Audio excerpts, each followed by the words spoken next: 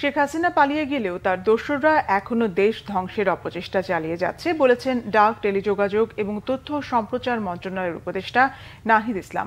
মঙ্গলবার রাজধানীর বনানীর বিদ্যানিকেতন স্কুলে বৈষম্য বিরোধী ছাত্র আন্দোলনের শহীদ গোলাম নাফিজের নামে একটি ভবনের নাম ফলক উন্মোচন অনুষ্ঠানে এই মন্তব্য করেন তিনি। বলেন, জুলাই আগস্ট মাসের মতো গত 16 বছর থেকেই দেশের মানুষের উপর নির্যাতন চালিয়েছে আওয়ামী লীগ সরকার। শহীদ নাফিজের ছবি দেখিয়ে বলেন, নাফিজ শেখ হাসিনার হত্যাযজ্ঞের প্রতিচ্ছবি। নাহিদ বলেন, এই অভ্যুত্থান কোনো দল বা গোষ্ঠীর নয়, এটি দেশের সকল জনগণের অভ্যুত্থান। শহীদদের স্মৃতিকে ধারণ করে মানুষের ভোটাধিকার, ন্যায় বিচার, সুশাসন নিশ্চিত করতে নতুন বাংলাদেশ গড়তে সবার প্রতি আহ্বান জানান তিনি। শহীদ পরিবার এবং আহতদের চিকিৎসা দিতে এরই মধ্যে ফাউন্ডেশন খোলা হয়েছে। এখানে এরই মধ্যে 100 কোটি টাকা জমা হয়েছে। এ সময় সন্তানের স্মৃতিচারণ করতে গিয়ে আবেগ আপ্লুত হয়ে পড়েন শহীদ গোলাম নাফিজের বাবা। থেকে গুলি করেছে, এখান থেকে বের হয়েছে, মাংসের টুকরা বের হয়ে গেছে, কিন্তু আমি বাবা হিসাবে সেটা দেখলে আমি সহ্য করতে পারি নাই।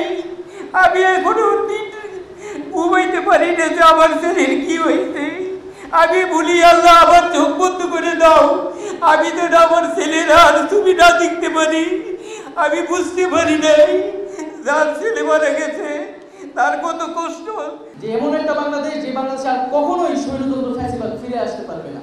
বারবার কি আমরা রক্ত দিব, বারবার কি জনগণকে প্রতারণা করা হবে, এই বিষয়ে কিন্তু আমাদের এখনই এটা ঠিক করতে হবে, যাতে এই অভ্যুত্থান কোনোভাবেই ব্যর্থ না হয়। এখনো ষড়যন্ত্র চলছে। আমরা হয়তো শেখ হাসিনা পালিয়ে গেছে, কিন্তু এখনো কিন্তু সরকার এবং সরকারের বাইরে বিভিন্ন জায়গায় আমরা জানি যে তাদের যে দোসররা রয়েছে তারা কিন্তু এখনো পরিকল্পনা করে যাচ্ছে। আমাদেরকে ঐক্যবদ্ধভাবে সেটা প্রতিহত করতে হবে।